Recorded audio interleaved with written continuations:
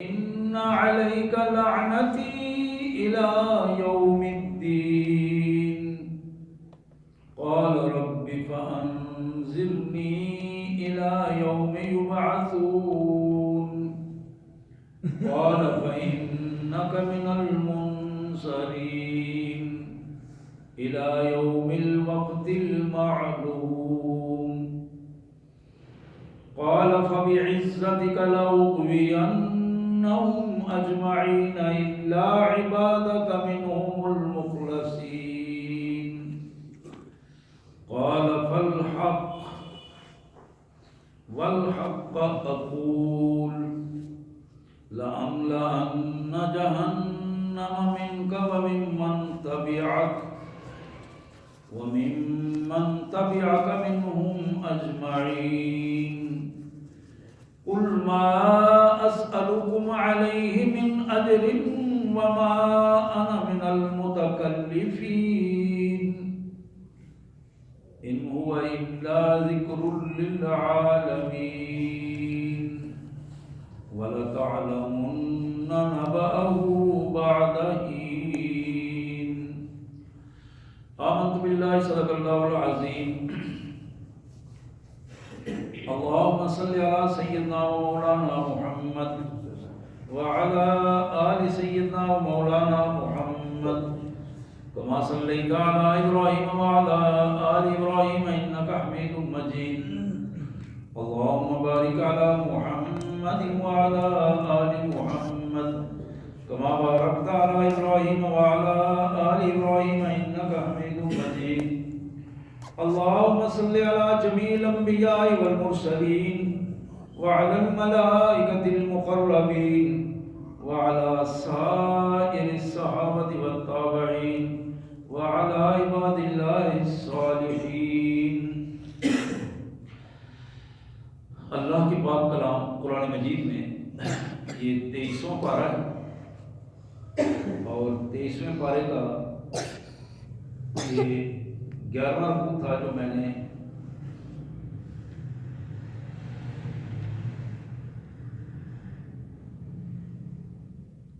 چودواں رکوع تھا جو سورہ صاد کا آخری رکوع ہے اور یہ پورا کا پورا رکوع میں نے تلاوت کیا ہے. آئیے سب سے پہلے ان آیات کا سادہ سا مفہوم اور پھر انشاءاللہ اس کے پس منظر میں تھوڑا اپنی صورتحال پر غور و فکر ہو اللہ کے پیارے رسول صلی اللہ علیہ وسلم کے فرامین کے حوالے سے. اللہ کے مبارک نام سے جو بڑا مہربان بہت زیادہ رحم کرنے والا ہے. قل انما انا منذر، میرے پیارے رسول صلی اللہ علیہ وسلم آپ ان لوگوں کو بتاؤ اس کے سوا اور کوئی بات نہیں ہے کہ میں تمہارا بہترین خیر خواہ ہو کر تمہیں ایک بڑے خطرے سے بچانے کے لیے کوشش کر رہا ہوں. منذر وہ فرد ہوتا ہے جو دوسرے کو ڈراتا تو ہے لیکن خطرے سے بچانے کے لیے ڈراتا ہے، دمکانے کے لیے بھی ڈراتا ہے، خیر خواہ ہوتا ہے. یہ پہلی بات جو محمد رسول اللہ صلی اللہ علیہ وسلم کا تعارف کرایا قرآن نے، قل انما انا منذر، میرے رسول ان کو بتاؤ کہ میں تمہارا بہترین خیر خواہ ہوں اور اس خیر خواہی کے ہی حوالے سے میری ساری کاوشیں تمہارے ساتھ تمہیں ایک بڑے عذاب اور بڑے طوفان سے بچانے کے لیے یہ سب کچھ کر رہا ہوں. اور اس میں میری سب سے پہلی بات اگر تم اس پر توجہ دو تو بچ جاؤ گے، تمہارے ساتھ خیر خواہی ہے وما من الہ الا اللہ الواحد القہار، اللہ وحدہ لا شریک زبردست کے علاوہ اور کوئی قوت نہیں جو تمہیں اس بڑے حادثے سے بچا سکے. یہ صرف اللہ کی قوت ہے، اس لیے اس کو سمجھ جاؤ، اس کا تعارف حاصل کرو اور اس کے فرما بردار بن جاؤ. رب السماوات والارض وما بینہما العزیز الغفار، زمین اور آسمان جو کچھ ان دونوں پر ہے، جاندار غیر جاندار، اور ان کے درمیان جو بستے ہیں، ہر چیز کو پاکا پالنے والا صرف وہی وحدہ لا شریک ہے، وہی رب ہے۔ یہ رب جس کا میں ذکر کر رہا ہوں، العزیز، یہ پوری طرح قوت اور طاقت رکھتا ہے۔ الغفار، اور اس کی ایک صفت یہ ہے کہ وہ معاف بھی کرتا ہے۔ حضرات، یہ بات کرنے کے بعد قرآن مجید نے تیسری بات جو ہمارے سامنے رکھی، قل هو نبأ عظیم انتم عنہ موردون، میرے رسول ان کو یہ بھی بتاؤ، میں تو تمہارے لیے ایک بہت بڑی خبر لایا ہوں اور تم مجھ سے منہ موڑے ہوئے ہو، میری بات سنی نہیں رہے ہو۔ میں تمہیں بلا رہا ہوں، توجہ دلا رہا ہوں کہ آؤ ایک بڑے خطرے سے بچ جاؤ، بہت بڑی خبر ہے میرے لیے، میں تمہارے فائدے کے لیے یہ سب کچھ کر رہا ہوں، اور تمہاری پوزیشن یہ ہے تم عنہ موردون۔ عجیب بات ہے کہ میں تمہاری خیر خواہی کے لیے سب کچھ کر رہا ہوں اور تمہیں اس کا ادراک ہی نہیں ہے، اور تم الٹا مجھے اپنا دشمن سمجھتے ہوئے منہ موڑ کے چل رہے ہو۔ ما کان لی من علم بالملأ الاعلی اذ یختصمون، اور میں تمہیں یہ بھی بتاؤں کہ ملأ اعلی میں اللہ کے ہاں جو فیصلوں کی جگہ ہے، اس میں فرشتوں کو جو احکامات اللہ کی طرف سے دیے جاتے ہیں، اور اس میں جو بحث و تکرار ہوتی ہے اور کام کی تقسیم کا جو انداز ہے، یہ ساری باتیں اللہ اور اس کے فرشتے جانتے ہیں۔ میرا ان سے کوئی لینا دینا نہیں ہے۔ میرا کیا کام ہے؟ ان یوحا الی الا انما انا نذیر مبین، میری ذمہ داری یہ طے کی گئی ہے کہ جس جس چیز کے حوالے سے آپ کی طرف وحی کی جا رہی ہے، وہ وہی اللہ کے احکامات کائنات کے لوگوں تک آپ پہنچائیں اور عملی زندگی میں پہنچائیں، اور لوگوں کو یہ بتا دیں کہ انا نذیر مبین، کہ میں تمہارے لیے تمہارا بہترین خیر خواہ بن کر ایک بڑے خطرے سے تمہیں بچا لینے والا ہوں۔ اب حضرات، اس خبر کا ایک اور پس منظر، جو نبأ عظیم کی بات ہوئی نا، ایک اور پس منظر قرآن ہمارے سامنے رکھتا ہے کہ اس خبر کا جو دوسرا حصہ ہے وہ کیا ہے؟ اذ قال ربک للملائکہ انی خالق بشرا من طین، کہ تیرے پروردگار نے جب فرشتوں کو بتایا کہ میں مٹی سے تمہارے سامنے ایک انسان کو پیدا کرنے والا ہوں، فَإِذَا سَوَّيْتُهُ وَنَفَخْتُ فِيهِ مِن رُوحِي، جب میں اسے بنا لوں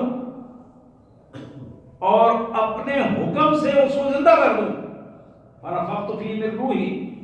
یہ روح جو ہے، قرآن کہتا ہے نا کہ یسألونک عن الروح قل الروح من امر ربی، روح تو امر ربی کا نام ہے۔ وَنَفَخْتُ فِيهِ مِن رُوحِي، جب میں اپنے حکم سے اسے زندہ کر دوں تو تم نے کیا کرنا ہے؟ فَقَعُوا لَهُ سَاجِدِينَ، اس ایک انسان جو میں نے پیدا کیا ہوگا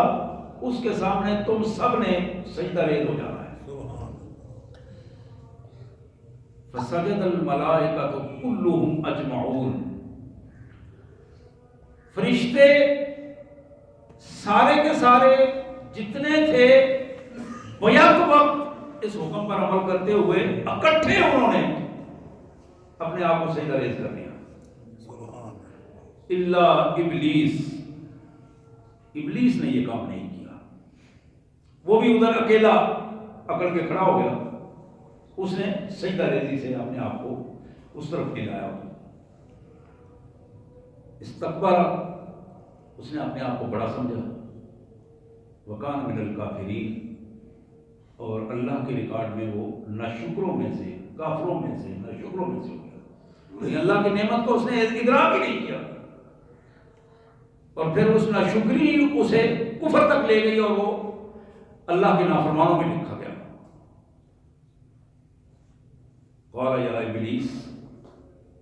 ما منعک ان تسجد لما خلقت بیدی، اللہ نے اس عمل کے بعد جو ہو گیا، ابلیس کی دوسرے لفظوں میں یہ پیشگی ہو رہی تھی، لاؤ اس کو ذرا سامنے لاؤ، اس نے کیا حرکت کی۔ اس کو جب سامنے کھڑا کیا گیا، اس سے پوچھا گیا کہ ابلیس بتاؤ تمہیں کس چیز نے روکا تھا، جبکہ میں نے تمہیں حکم دیا تھا کہ تم سجدہ کرو گے، تو تمہیں کس چیز نے روکا کہ تم نے سجدہ نہیں کیا؟ لما خلقت بیدی، اس انسان کو جس کو میں نے اپنے دستے قدرت سے پیدا کیا ہے، اور پھر میں نے حکم بھی تمہیں دیا، پیدا بھی تمہارے سامنے میں نے اپنے دستے قدرت سے اسے بنایا، تم نے سجدہ کیوں نہیں کیا؟ استکبرت، کیا تو اپنے آپ کو اس سے بڑا سمجھتا ہے؟ ام کنت من العالین، یا تو سمجھتا ہے کہ تو بڑے خاص بی بی پی آئی لوگوں میں سے ہے؟ عال کہتے ہیں درجے کے اعتبار سے اپنے آپ کو بڑا بلند تر سمجھنا۔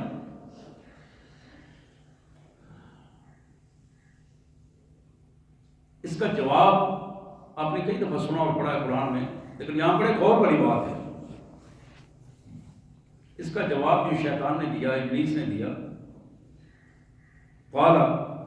انا خیر منہ، اس جواب کا پہلا حصہ، مالک اس لیے میں نے سجدہ نہیں کیا، بے شک تیرا حکم تھا، تو نے اپنے دستے قدرت سے پیدا کیا، میں نے اس کو اس لیے سجدہ نہیں کیا کہ اس سے میں بہتر ہوں، انا خیر منہ، اس پہ غور کیجیے، اس سے میں بہتر ہوں۔ یہ کتنا بڑا شیطانی کام ہے کہ ہم معاشرے میں یہ کہیں کہ اس سے میں بہتر ہوں۔ یہ جملہ بڑا ہی خطرناک جملہ ہے اور بندے کو گرا کے رکھ دیتا ہے۔ یہ شیطانی جملہ ہے، آدم کے اولاد کا جملہ نہیں ہے، یہ شیطان نے کہا تھا، آدم نے یہ جملہ نہیں کہا تھا۔ آدم نے اللہ سے معافی مانگی تھی اپنی غلطی پر، اور شیطان نے اس کی دلیل دی۔ دلیل کیا تھی؟ انا خیر منہ، میں اس سے بہتر ہوں۔ اور بہتری کی وجہ کیا ہے؟ خلقتنی من نار وخلقتہ من طین، یقیناً مٹی سے آگ بہتر ہے، اور تو نے مجھے آگ سے پیدا کیا ہے اور اس کو مٹی سے پیدا کیا ہے۔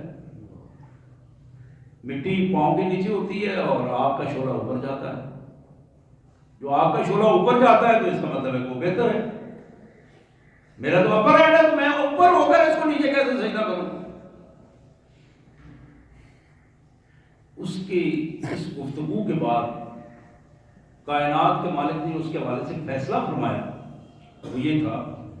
فخرج منہا، فخرج منہا، نکل جاؤ یہاں سے، دفع ہو جاؤ۔ یہاں عربی کا جو یہ انداز ہے، اس میں اس کا ترجمہ یہی ہے، یہاں سے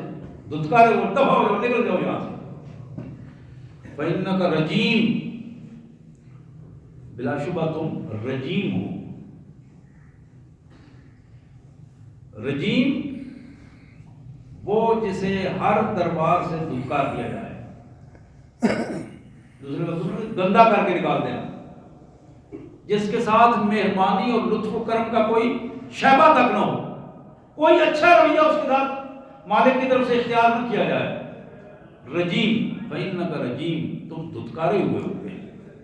رہو گے۔ وَإِنَّ عَلَيْكَ لَعْنَتِي إِلَى يَوْمِ الدِّينِ، ایک تو تم رجیم، پہلی بات کہ تم یہاں سے نکل جاؤ، دوسری بات کہ تم رجیم ہوگے، تیسری بات یہ ہے کہ قیامت تک میرا یہ فیصلہ ہے کہ میری طرف سے تم پر لعنت برستی رہے گی، اور لعنت برسنے کا مطلب یہ ہے کہ میری رحمت سے تم دور رہو گے۔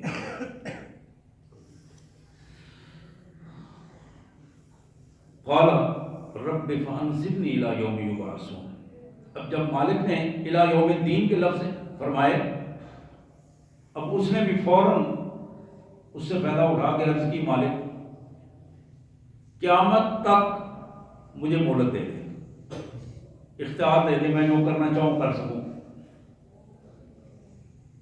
اللہ نے فرمایا ٹھیک ہے، تمہارا یہ مطالبہ بھی پورا کیا گیا ہے کہ تمہیں قیامت تک، یوم الدین تک، یوم یبعثون تک تمہیں مہلت دی جاتی ہے۔ قال فإنك من المنظرین، اللہ کی طرف سے یہ مہلت مل گئی، الی یوم الوقت المعلوم، طے شدہ وقت ہے، اس وقت تک، قیامت تک تمہیں یہ مہلت دے دی گئی ہے، اس میں جو تم کرنا چاہو گے ہم تمہیں اختیار دیں گے۔ قال، پھر اس نے اپنی بدبختی کی انتہا کرتے ہوئے اور بالکل سامنے آتے ہوئے کائنات کے مالک کے حضور، فَبِعِزَّتِكَ، مجھے قسم ہے تیری عزت اور جلال کی، لَأُغْوِيَنَّهُمْ أَجْمَعِينَ، میں تیری اس مخلوق کی، آدم کی اولاد کی، جس کو تو نے پیدا کیا ہے، اس کی اولاد کی ایک ایک قسم، ایک ایک نوع اور ایک ایک فرد کو لازماً گمراہ کرنے کی کوشش کروں گا، الا عبادک منہم المخلصین، الا عبادک، یہ ہے آپ کی تعریف، آپ کی پہچان، جو شیطان سے بچنے والے ہیں، الا عبادک، مگر جو تیرے بندے ہوں گے، ظاہر میرے قابو میں نہیں ہوں گے، الا عبادک، مگر تیرے بندے، کون ہوں گے؟ منہم المخلصین، جو تیرے ساتھ ان میں سے مخلص ہوں گے، یقیناً وہ مجھ سے بچ سکیں گے، میں ان کو گمراہ نہیں کر سکوں گا۔ مالک تیرے بندے جو ان میں سے تیرے ساتھ مخلص ہوں گے، بندہ جب رب کے ساتھ مخلص ہوگا، رب کے تعلق میں رہے گا، تو پھر شیطان کے اس پر اثرات نہیں ہوں گے۔ قال، اللہ نے فرمایا فالحق، یہ بات تم نے سچ کہی ہے، والحق اقول، اور میری بات ہمیشہ سچ ہوتی ہے، اور ابھی اس سچ کو سن لو، بات تمہاری سچی ہے جو تم نے کی ہے، آخری جملہ، اور میری بات بھی سچی ہے، اور سنو آگے اس کا رزلٹ کیا ہوگا، لَأَمْلَأَنَّ جَهَنَّمَ مِنْكَ وَمِمَّنْ تَبِعَكَ مِنْهُمْ أَجْمَعِينَ، مجھے قسم ہے اپنی عزت و جلال کی، اسی کی جس کی تم نے قسم کھائی ہے، لَأَمْلَأَنَّ، یقیناً ہر قیمت پر میں بھر دوں گا، جہنم کو، من کا، تم بھی اس میں ڈالے جاؤ گے، وَمِمَّنْ تَبِعَكَ، اور جو تیرے پیچھے چلے گا، تیری بات مانے گا، وہ بھی تمہارے ساتھ اسی جہنم میں ہوگا، منہم اجمعین، اسی آدم کی اولاد میں سے سارے کے سارے، جو بھی تیرے ساتھ چلے گا وہ جہنم میں تیرے ساتھ ہوگا، جہنم سے پھر نہیں نکل سکے گا۔ حضرات، یہ بات اب ختم ہو رہی ہے، آخری دو آیات ہیں، ان آخری دو آیات پہ محمد رسول اللہ صلی اللہ علیہ وسلم کو پھر اللہ نے خطاب فرمایا، میرے رسول، قل ما اسألکم علیہ من اجر، رسول ان کو بتاؤ کہ میں نے یہ تمہیں بڑی خبر سنائی ہے نا، یہ میں نے تمہیں اخلاص کے ساتھ ایک بڑے حادثے سے بچانے کی کوشش کی ہے، ما اسألکم علیہ من اجر، اس پر میں تم سے کوئی مالی فائدہ نہیں لینا چاہتا ہوں، کوئی شے نہیں مانگتا ہوں، کوئی دنیا کی دولت نہیں مانگتا ہوں، کوئی اسٹیٹس نہیں مانگتا ہوں، کوئی درجہ، کوئی کسی قسم کا کوئی فائدہ نہیں حاصل کرنا چاہتا ہوں تم سے، ما اسألکم علیہ من اجر، کسی قسم کا کوئی بدلہ نہیں مانگتا ہوں، وما انا من المتکلفین، اور ہاں یہ بھی سن لو، میں یہ بات کو بنا سوال کر تکلف سے نہیں کر رہا ہوں، یہ سیدھی سیدھی بات ہے، اگر تم سمجھ جاؤ گے تو بچ جاؤ گے، نہیں سمجھو گے تو جس طرح شیطان اور اس کے پیچھے چلنے والے رگڑے جائیں گے، تم بھی اسی طرح جہنم میں جاؤ گے۔ ان ہوا الا ذکر للعالمین۔ میرے رسول ان کو یہ بھی بتاؤ، اگر رب سے تعلق مضبوط کرنا چاہتے ہو، رب سے ملنا چاہتے ہو، شیطان سے بچنا چاہتے ہو، تو پھر سوائے قرآن کے اور کوئی چیز تمہیں نہیں بتا سکتی۔ اپنا تعلق قرآن کے ساتھ مضبوط کرو۔ وَلَتَعْلَمُنَّ نَبَأَهُ بَعْدَ حِينٍ، اور اگر تم میری اس دی ہوئی بڑی خبر پر کسی شک و شبہ میں مبتلا ہو تو پھر یہ بھی سن لو کہ کچھ وقت بعد تمہیں خود بخود اس کا احساس ہو جائے گا، بہت جلد جان لو گے۔ جب یہ زندگی ختم ہونے لگے گی، گڑگڑو بجنے لگے گا، تو پھر زندگی کی حقیقت تمہارے بالکل آنکھوں کے سامنے آ جائے گی۔ جب قبر کے اندھیروں میں جاؤ گے تو تمہارے سامنے وہ سارے حقائق آ جائیں گے کہ محمد رسول اللہ جو نابون عظیم کہہ رہے تھے وہ کیا خبر تھی، اور اس خبر سے کس طرح ہمیں اپنے آپ کو اس کے مطابق ڈھالنا تھا۔ سبحان اللہ وبحمدہ، سبحان اللہ العظیم وبحمدہ، استغفر اللہ۔ میرے انتہائی واجب الاحترام بھائیوں اور بہنوں، یہ آیات تھی سورہ صاد کی آخری آیات، 23ویں پارے میں سورہ صاد کی آخری رکوع ہے اور آخری آیات تھی۔ کوشش کریں کہ گھر میں موقع ملے تو ضرور ان آیات کا مطالعہ کریں، اگر تفسیر کا موقع مل جائے تو تفسیر پڑھیں۔ شیطان کا جو سب سے بڑا ہتھیار ہے مسلمانوں کے لیے، وہ دولت اور بے حیائی ہے۔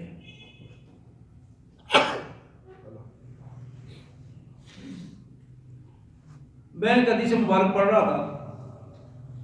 نبی رحمت صلی اللہ علیہ وسلم نے ارشاد فرمایا، شاید میں نے پچھلے دن بیان بھی کی تھی، آپ نے فرمایا کہ لوگوں مجھے تم سے اس بات کا خطرہ نہیں رہا، جو لوگ قرآن پڑھتے رہیں گے، محمد رسول اللہ کے وسلم کی سنت پہ ان کو مطالعہ کرتے رہیں گے، عمل کرتے رہیں گے، کہ وہ شرک کریں، مجھے اس کا خوف نہیں ہے۔ اللہ تعالیٰ تمہیں شرک سے بچائے گا، جب تم قرآن سے رابطہ رکھو گے تو شرک سے بچو گے۔ مجھے تم سے خوف یہ ہے کہ تم دنیا داری میں اپنے آپ کو اتنا مگن کر لو گے کہ تم دین اور اللہ اور اللہ کے رسول کو بھول جاؤ گے۔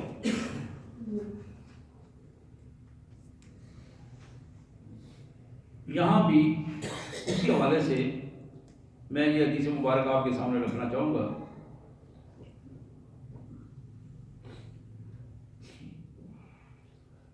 جناب ثوبان رضی اللہ تعالیٰ عنہ کی یہ روایت ابن حبان میں،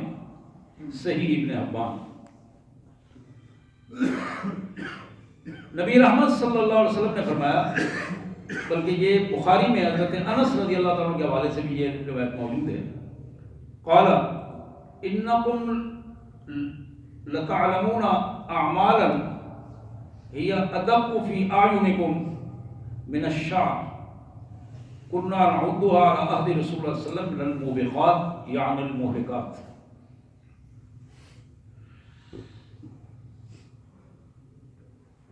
جناب انس کہتے ہیں کہ آج تم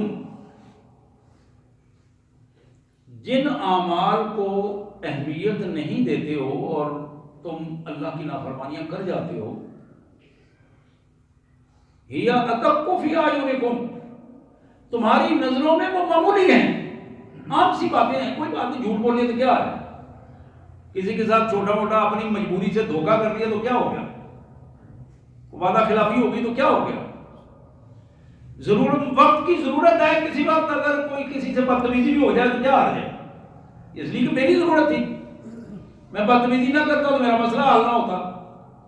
میں دھوکہ دہی نہ کرتا تو میرا مسئلہ حل نہ ہوتا، میرا نقصان ہو جاتا، میں اگر وعدہ خلافی نہ کرتا تو میرا نقصان ہو جاتا، میں جھوٹ نہ بولتا تو میرے لیے مسائل پیدا ہو جاتے۔ وہ چیزیں جو آج تمہاری نظروں میں انتہائی معمولی چیزیں، یعنی عملی اعتبار سے تم انہیں معمولی سمجھتے ہو، زندگی میں عام ہو گئی ہے تمہاری، ہی ادق فی اعینکم من الشعر، تمہارے بالوں سے بھی زیادہ باریک ہیں وہ، اور تمہیں محسوس ہوتی ہے، تمہیں ان کی اہمیت کا اندازہ ہی نہیں ہے۔ کہتے ہیں کننا نعد علی عہد رسول اللہ صلی اللہ علیہ وسلم من الموبقات والقیان المہلکات، رسول اللہ صلی اللہ علیہ وسلم کے دور میں ان چیزوں کو ہم ہلاکت اور تباہی والی چیزیں سمجھتے تھے، جنہیں تم آج معمولی سمجھ کے اگنور کر رہے ہو، چھوڑ رہے ہو، ان کو تم احساس نہیں ہو رہا تمہیں کہ کتنا بڑا جرم کر رہے ہو۔ رسول اللہ صلی اللہ علیہ وسلم کے دور میں ان کی حیثیت ہم سمجھتے تھے کہ یہ موبقات ہیں، مہلکات ہیں، یہ تو تباہی لانے والی چیزیں ہیں۔ حضرات، اسی طرح ام المومنین سیدہ عائشہ صدیقہ سلام اللہ علیہ کی ایک روایت جو سنن نسائی میں موجود ہے، فرماتی ہے کہ میرے آقا صلی اللہ علیہ وسلم محمد کریم صلی اللہ علیہ وسلم نے فرمایا، یا عائشہ ایاک ومحقرات الذنوب فإن لها من اللہ طالبا، عائشہ چھوٹے چھوٹے گناہوں سے بچنا، محقرات جنہیں تم حقیر سمجھتے ہو، معمولی سمجھتے ہو، ان چھوٹے چھوٹے گناہوں سے اپنے آپ کو زیادہ سنجیدگی کے ساتھ بچانے کی کوشش کرنا۔ بڑے گناہوں سے خود بخود بچ جاؤ گے۔ جب گناہوں کو تم معمولی سمجھنا شروع کر دو گے تو پھر وہ تمہارے لیے آسان ہوں گے اور تم اس دلدل میں گرتے چلے جاؤ گے۔ میرے آقا صلی اللہ علیہ وسلم نے فرمایا، ایاک ومحقرات الذنوب، گناہوں میں جن کو تم معمولی سمجھتے ہو اس سے زیادہ اپنے آپ کو بچانے کی کوشش کرو۔ فإن لها من اللہ طالبا، یہ تمہارے لیے کل اللہ کے حضور گرفت کا بہت بڑا سبب بن جائیں گے کہ ان چھوٹے گناہ مل کر ایک کبیرہ گناہوں سے بھی زیادہ بڑی حیثیت حاصل کر لیں گے۔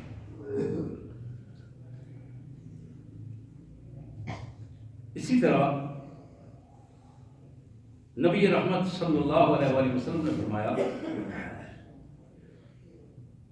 مسلم شریف میں جناب ابو ذر رضی اللہ تعالیٰ، ابو ذر غفاری رضی اللہ تعالیٰ فرماتے ہیں کہ میرے پیارے آقا سید عالم صلی اللہ علیہ وسلم فرما رہے تھے اور میں سن رہا تھا، میں نے اپنے کانوں سے سنا، میرے آقا صلی اللہ علیہ وسلم فرما رہے تھے، ثلاثۃ لا یکلمہم اللہ یوم القیامہ ولا ینظر الیہم ولا یزکیہم ولہم عذاب علیم۔ اب ذرا غور کیجیے الفاظ کیا ہیں۔ تین قسم کے لوگ ایسے ہیں، پہلی بات لا یکلمہم اللہ یوم القیامہ، قیامت کے دن اللہ ان سے کلام نہیں کرے گا، اور جس سے قیامت کے دن اللہ اگنور کرتے کلام نہ کرے اس کی ذلت و رسوائی اس سے ہی شروع ہو جاتی ہے۔ یہ بہت بڑی بات ہے جسے اللہ بات نہ کرنا چاہے۔ یہ تین قسم کے لوگ ہوں گے کہ اللہ ان سے قیامت کے دن بات نہیں کریں گے۔ ولا ینظر الیہم، نہ ہی ان کی طرف نظر رحمت فرمائیں گے، دیکھیں گے ہی نہیں، کلام بھی نہیں ہوگی، دیکھیں گے بھی نہیں۔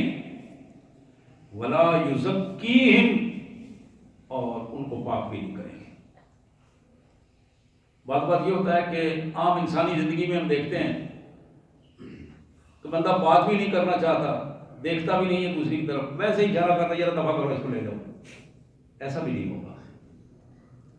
یعنی تین کام، نہ بات ہوگی، نہ نظر رحمت ہوگی، ولا یزکیہم، نہ ان کو پاک کیا جائے گا۔ ہوگا کیا؟ وَلَهُمْ عَذَابٌ عَلِيمٌ،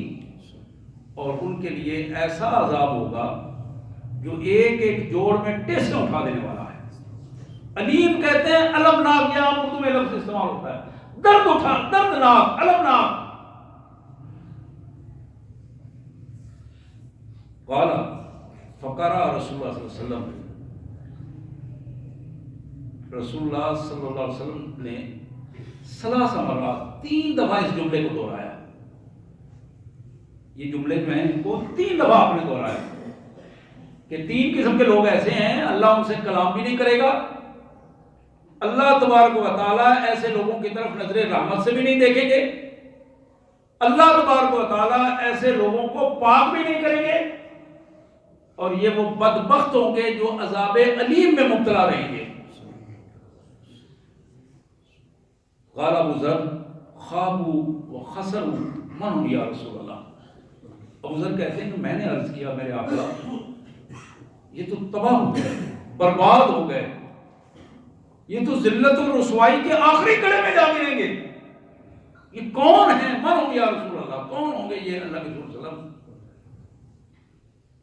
آپ ذرا اندازہ کیجیے، میں نے پہلے جو بات کی تھی کہ معمولی بات جسے ہم معمولی سمجھتے ہیں وہ معمولی نہیں ہوتی، دیکھنا یہ ہے کہ وہ اللہ کے ہاں کتنی اہمیت والی چیز ہے۔ تو جب حضور صلی اللہ علیہ وسلم نے فرمایا تو سب سے پہلے قال المسبل، مسبل وہ ہوتا ہے جو ہمیشہ تکبر کی وجہ سے اپنے ٹخنوں سے نیچے اپنے پجامے شلوار یا تہمت کو رکھے، اس کو مسبل کہتے ہیں، المسبل الازار۔ کتنا لوگ ہیں جو اس بات کو اہمیت دے کر، شعوری طور پر اہمیت دے کر اس بات کو اختیار کرتے ہیں کہ ہمارا لباس جو ٹخنوں سے نیچے نہ جائے۔ یہ انتہائی اہمیت والی بات ہے۔ یہ پہلا بندہ ہے جس کے بارے میں حضور صلی اللہ علیہ وسلم نے یہ 4 چیزیں گنوائی ہمارے سامنے۔ پہلا بندہ، بات ہو رہی تھی کہ چیزوں کو، گناہوں کو، غلطیوں کو معمولی معمولی سمجھ کر اپنے لیے ذلت اور رسوائی کا مقام نہ پیدا کرنا۔ یہ بہت بڑی ذلت اور رسوائی ہے کہ جس کو کام کو آدمی دنیا داری میں آسانی سے کر سکتا تھا اس کو نہیں کیا اور اپنے لیے آخرت کی زندگی برباد کر لی، مصیبت بنا لی۔ المسبل الازار، اور اس میں صرف مسبل جو ہے یہ ہمارے بھائیوں کو بعض اوقات ہوتا ہے، یہ بھی ایک سٹائل ہے، مختلف جو ہے نا سیاسی رہنما میں ان کو کہہ رہا ہوں، یا یہ ہمارے جو کنجر سٹار ہیں ان میں کہہ رہا ہوں، یا کوئی بھی آپ جو نمونے کے لوگ ہم نے بنائے ہوئے ہیں، تو انہوں نے ایک اسپیشل سٹائل بنایا ہوا تھا کہ نماز کے حوالے سے بھی ہمیں اس کی احتیاط نہیں رہتی تھی کہ ایک مفرد کو ایسے سامنے لٹکانا۔ یہ بھی مسبل کی ایک انداز ہے۔ ایک انداز تو ہے یہ ٹخنوں کو ڈھانپنا، شلوار پاجامہ تہمت اس کو نیچے ٹخنوں کے رکھنا۔ ایک ہے سادہ، یہ گرم چادر، سٹائل ہے کہ اس کو دونوں طرف سے لٹکا دینا۔ کیوں لٹکانا؟ اس لیے کہ مجھے یہ اچھا لگتا ہے، میں اس سے دوسروں سے منفرد نظر آتا ہوں، بہتر محسوس کرتا ہوں، میرے اندر ایک چدھرا کی کیفیت ہے۔ یعنی لباس میں ایسا سٹائل اختیار کرنا جس میں آدمی اپنے آپ کو بڑا محسوس کرے، دوسرے کو چھوٹا محسوس کرے، یہ ہے المسبل۔ اگر میں بات یہ سمجھا سکا ہوں تو آج کی نشست میں یہ کمال بات ہے۔ میں اپنی بہنوں کو، اپنے بھائیوں کو، بچوں کو، بوڑھوں کو یہ بات اگر سمجھا دوں، میری بات سمجھ میں آ جائے جو اللہ کے رسول صلی اللہ علیہ وسلم نے فرمائی ہے، المسبل وہ بندہ جو اپنے لباس کو متکبرانہ انداز میں لٹکاتا ہے، وہ پاؤں کے نیچے ہو، وہ اوپر ہو، وہ نیچے ہو، جہاں کہیں بھی ہو، سنت کے خلاف کوئی بھی ایسا عمل۔ دوسرا آپ نے فرمایا والمنان، احسان کر کے جتلانے والا، احسان کر کے جتلانے والا۔ اس پہ میں زیادہ بات نہیں کروں گا، ٹائم ختم ہو گیا، میں صرف گنوا رہا ہوں، یہ 1 منٹ میں سمیٹ لیتا ہوں۔ المنان، ہماری کوشش ابھی احسان نہیں کیا ہوتا، ہم پہلے جتلانا شروع کر دیتے ہیں۔ بدترین رویہ جو شیطان نے ہمارے اندر پیدا کر دیا ہے۔ پھر فرمایا والمنفق السلع بالحلف الكاذب، جھوٹی قسمیں اٹھا کر اپنے سامان کو بیچنے والا۔ اس کی یہ حالت ہے نا جی، جو سچی قسم اٹھا کے بیچتے اس کو بھی منع کر دیا گیا ہے، اس لیے کہ فرمایا اس سے برکت اڑ جاتی ہے۔ قسمیں مت اٹھاؤ، زبان بیچتے ہوئے، سودا کرتے ہوئے، ایگریمنٹ کرتے ہوئے قسمیں مت اٹھاؤ۔ لیکن اگر کوئی جھوٹی قسم کھاتا ہے تو یہ تو بدبخت وہ ہے، کل اللہ نہ اس سے بات کریں گے، نہ اس کو معاف کریں گے، نہ اس کی طرف دیکھیں گے، یہ عذاب علیم میں شامل ہے۔ झूठी कस्में उठाकर सामान बेचने वाला। हजरात, ये अफराद हैं। मैं हदीस को दोहराकर अपनी बात को समेट लूँगा, ख़त्म कर दूँगा कि नबी रहमत सल्लल्लाहु अलैहि वसल्लम ने फरमाया, जनाब अबू ज़र कहते हैं, 3 आदमी ऐसे होंगे कल क़यामत के दिन अल्लाह उनसे कलाम भी नहीं करेगा, अल्लाह उनकी तरफ नजर रहमत भी नहीं देखेंगे, अल्लाह तबारक व तआला ऐसे बंदों को पाक भी नहीं करेंगे, वलहुम अज़ाबुन अलीम, और बदतरीन अज़ाब होगा इनके लिए। उनमें सबसे पहला अल-मुस्बिल, वो बंदा जो अपने लिबास में तकब्बुर का शिकार होता है, लिबास पहनते हुए मुतकब्बिराना रंग इख्तियार करता है। और तकब्बुर की ये निशानी ज़हन में रहनी चाहिए, अपने आप को अच्छा समझे और दूसरे को कम कर सके। दूसरा फरमाया वल मन्नान, वो शख्स जो एहसान करके जतलाने वाला, एहसान करके, मैंने ये एहसान किया तो मेरा जरा ये काम मेरा भी कर दे आना, यार इतने पैसे तो तुम्हें देता हूं, तुम ये इतना भी नहीं कर सकते हो, ये हर रोज खाना तो मैं तुम्हें खिलाता हूं, ये कपड़े तो मैंने तुम्हारे बच्चों को लेके दिए हैं, तुम्हारे बच्चों की फीसें तो मैं देता हूं, तो तुम इतना भी नहीं कर सकते कि मेरे बच्चों को वहां छोड़ा। तो ये ऐसी छोटी छोटी चीजें। और आखिरी बात कि झूठी कस्में उठाकर सौदा बेचने वाला। अल्लाह से दुआ है अल्लाह ताला इन शैतानी कामों से हमें पनाह अता फरमाए और हमें अपने फर्माबरदार बंदों में से बनाए। वाक़िअ दावाना अल्हम्दुलिल्लाहि रब्बिल आलमीन।